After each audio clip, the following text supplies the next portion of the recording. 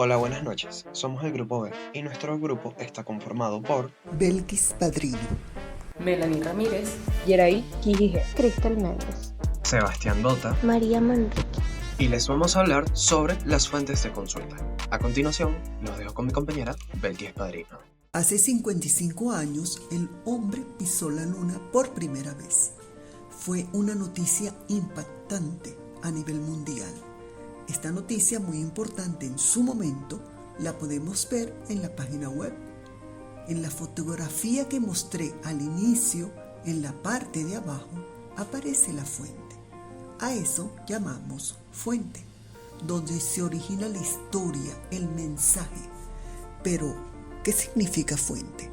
La palabra fuente significa manantial e indica de manera general el principio y fundamento de una cosa, la materia originaria de algo, referida a la investigación, y en un sentido muy amplio podemos decir que fuente es todo aquello que nos proporciona una información susceptible de ser utilizada en la solución de un problema. Así, una persona, un libro, un periódico, una fotografía, un registro sonoro, una película, constituye ejemplos de fuentes. Desde un punto de vista histórico se dice que fuente es todo aquello que nos proporciona el material para la reconstrucción del pasado. Y en este sentido, la palabra fuente tiene un significado más restringido que la identifica con documento, es decir, toda base material que puede ser utilizada para consulta, estudio o prueba. A continuación, la señorita Melanie Ramírez nos va a hablar para qué sirven las fuentes. Muchas gracias. entender por qué y cómo citar fuentes adecuadamente no solo mejora la calidad de nuestros trabajos, sino que también nos ayuda a ser investigadores y escritores más responsables. Y a continuación mencionaré para qué sirven el uso de fuentes en nuestras investigaciones. Sirven para respaldar nuestras ideas con información verificada y confiable. Cuando incluimos datos, estadísticas o teorías de expertos en nuestro campo, estamos mostrando que nuestras afirmaciones están basadas en investigaciones previas y no en simples opiniones personales. Esto fortalece la validez de nuestros argumentos y nos ayuda a construir un trabajo más sólido y persuasivo.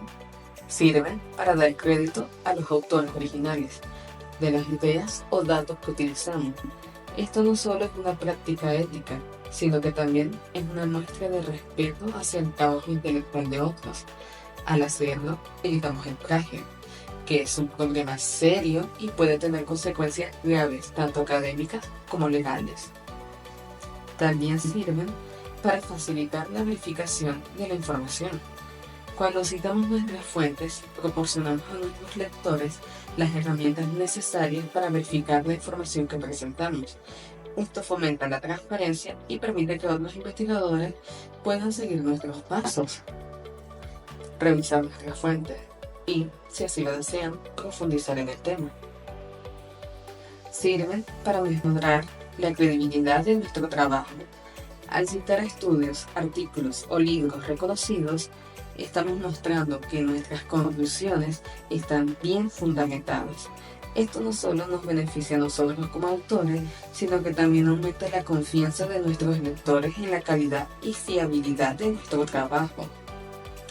Así, citar fuentes en nuestros trabajos escritos es esencial por lo antes mencionado. Y a continuación, mi compañera Yeraí Quijije nos va a hablar sobre los tipos de fuentes de consulta. Una vez conocida qué es un tipo de consulta y cuáles son sus funciones, es momento de hablar de los tipos de fuente de consulta. Estos se clasifican en 3 tipos diferentes: las fuentes primarias, las secundarias y las terciarias. Primeramente, estaremos hablando de las fuentes primarias. Las fuentes primarias son documentos o registros que proporcionan información original y directa sobre un tema en específico. Estas son creadas en el momento exacto donde se vive un evento o fenómeno el cual se está estudiando. Un ejemplo claro de esto puede ser un diario personal de una persona que vivió un momento histórico, como puede ser la Segunda Guerra Mundial. Este tipo de documento ofrece una perspectiva única y directa sobre las experiencias vividas del autor, como en este caso de la Segunda Guerra Mundial, un evento catastrófico que afectó significativamente a la sociedad. Este mismo ejemplo podemos utilizarlo con los eventos sucedidos en el 2020, con el coronavirus y la llegada de la cuarentena, un momento en el que el mundo se paralizó durante casi 3 años, lo cual va a causar futuras investigaciones exhaustivas por parte de científicos y estudiantes acerca de este tema, donde por supuesto se van a utilizar las diferentes fuentes de consulta como bien han de ser las fuentes primarias. Seguidamente de esto podemos hablar de las fuentes secundarias. Estas fuentes analizan, interpretan o comentan sobre la información obtenida de las fuentes primarias. Este tipo de fuentes son elaboradas por personas que no estuvieron directamente involucradas en un evento o fenómeno. Un ejemplo bastante claro de este tipo de fuentes puede ser un libro de historia, que narre los acontecimientos sucedidos de un evento o fenómeno específico. De estos libros de historia podemos hablar de muchos de los que ya hemos tenido que leer a lo largo de nuestras vidas, como por ejemplo nosotros como venezolanos hemos tenido que leer bastantes libros sobre la guerra de la independencia y todo el proceso para poder lograr independizar el país, donde esos libros tienen como base narrativa una fuente secundaria, ya que esta proporciona un contexto y análisis más amplio sobre el tema. Por último, pero no menos importante, tenemos las fuentes de consulta terciarias. Estas son compendios o resúmenes de información recopilada y organizada obtenida de las fuentes primarias y secundarias. Su objetivo es facilitar el acceso a la información. Un ejemplo de esto puede ser una enciclopedia, ya que esta resume toda la información obtenida de un evento o fenómeno específico. Teniendo en cuenta los ejemplos anteriores, podemos decir que una enciclopedia que lleva información sobre la Segunda Guerra Mundial, la guerra de independencia de Venezuela o incluso el coronavirus tiene que tener fijo fechas, personajes y resultados de estos eventos, ya que esto cuenta como una fuente terciaria. Este tipo de fuente es un recurso muy útil para poder obtener una visión general rápida sobre el tema. Esta fuente suele ser muy utilizada por estudiantes, sobre todo los que están iniciándose en la educación. Una vez conocida esta información, podemos pasar a continuación con Cristel Méndez. Para conseguir fuentes bibliográficas hay varios recursos que se pueden utilizar y algunas de esas opciones son: las bibliotecas y universidades suelen tener amplias colecciones de libros, revistas académicas y también bases de datos electrónicas. Un ejemplo destacado de esto pueden ser las bases de datos académicas como lo es Google Académico. Este permite buscar literatura científica y académica en una amplia gama de disciplinas. Este motor de búsqueda indexa artículos, tesis, libros y otros documentos relevantes. Otra alternativa también son las bibliotecas digitales como lo es Dialnet y Open Library. Las mismas ofrecen un acceso a una vasta colección de documentos académicos y también libros electrónicos. Dialnet es especialmente útil para acceder a artículos científicos en español, mientras que Open Library proporciona acceso a millones de libros en formato digital. Existen igualmente las redes sociales académicas como lo son academia.edu, la cual es una plataforma donde los investigadores comparten sus trabajos. Y esta red social ofrece una forma de acceder a investigaciones recientes y también establecer contactos profesionales. Para buscar fuentes también se pueden acceder a revistas especializadas y acceder a las mismas es crucial para obtener información confiable y actualizada sobre temas específicos. Un ejemplo es Cielo, que alberga artículos científicos de América Latina y el Caribe, proporcionando también un recurso valioso para investigaciones en estas regiones. Se pueden encontrar también sitios web profesionales, los cuales suelen proporcionar una información veraz. Las entrevistas también son una herramienta valiosa en la investigación, ya que estas permiten obtener testimonios directos y profundos sobre experiencias, opiniones y también contextos. A continuación, los dejo con mi compañero Sebastián Dota. ¿Cómo evaluarlas? Cuando usamos fuentes de consulta, es fundamental evaluar si son confiables y adecuadas para nuestro trabajo. No todas las fuentes tienen la misma calidad, así que es importante aprender a distinguir cuáles son útiles y cuáles podrían no serlo. Para evaluarla, hay que considerar los siguientes factores. 1. Autoridad del autor o institución. ¿Quién escribió o publicó la fuente? Es importante verificar si el autor es un experto en el tema. Puedes investigar su historial académico o profesional para ver si tiene la experiencia necesaria. Si la fuente es publicada por una institución, debe ser confiable, como una universidad, un instituto de investigación o una revista académica. 2. Fechas de publicación. Asegúrate de que la fuente esté actualizada, especialmente si el tema que estás investigando cambia con el tiempo, como ciencias o tecnología. Las fuentes antiguas pueden contener información obsoleta a menos que estés investigando temas históricos. 3. Relevancia del tema. La fuente debe estar directamente relacionada con lo que estás investigando. A veces encontramos información interesante, pero si no responde a nuestra pregunta de investigación o no se alinea con el tema, no es útil. 4. Exactitud de la información. Verifica si los datos presentados son precisos. Una buena forma de hacerlo es comparándola con otras fuentes de confianza. Si varias fuentes coinciden en la misma información, es probable que sea correcta. También es útil ver si la fuente proporciona referencias o citas que respalden sus afirmaciones. 5. Objetividad y propósito. Considera si la fuente es objetiva o si tiene algún tipo de sesgo. Si el texto está tratando de vender algo o persuadirte de una opinión sin presentar hechos o argumentos balanceados, podría no ser la mejor fuente. Lo ideal es que el autor presente información de manera imparcial. 6. Recibimiento por parte de la comunidad.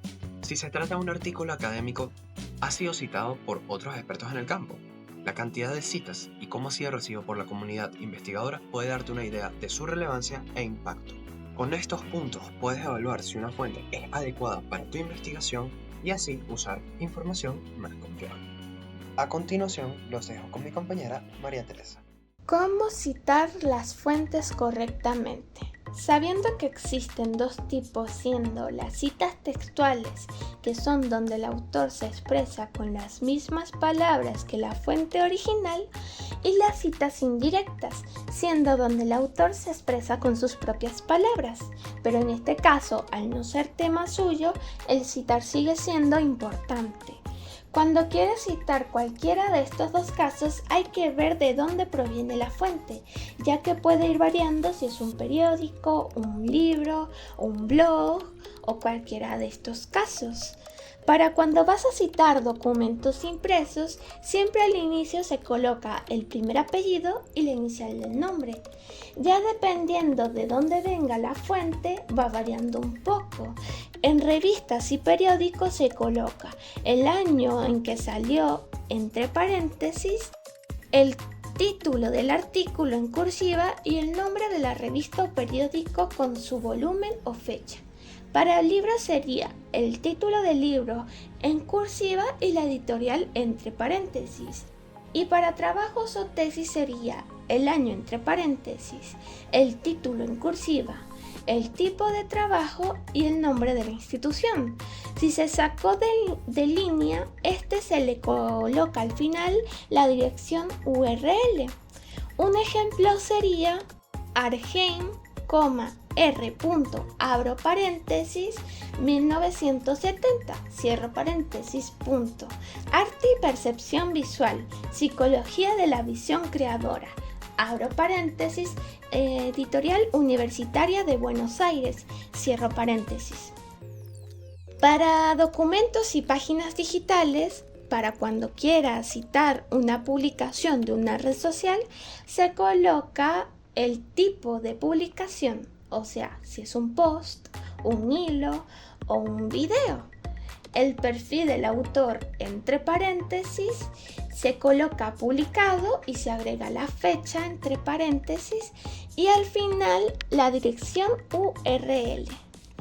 Para blogs se coloca el primer apellido, la inicial del nombre, el año de publicación, entre paréntesis, el título del artículo, el nombre del blog y la dirección URL.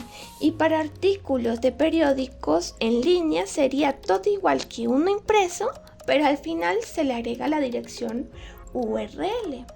Gracias a citar correctamente y saber todas estas variables que existen, su trabajo será más profesional, ya que la información que utilizaste será mucho más fácil de ubicar.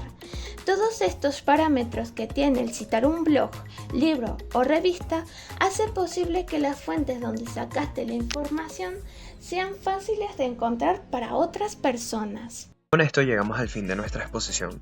Espero les haya gustado. Les deseo una feliz noche, pero antes les dejo nuestra pregunta. ¿Qué debe contener un trabajo científico para que esté bien documentado?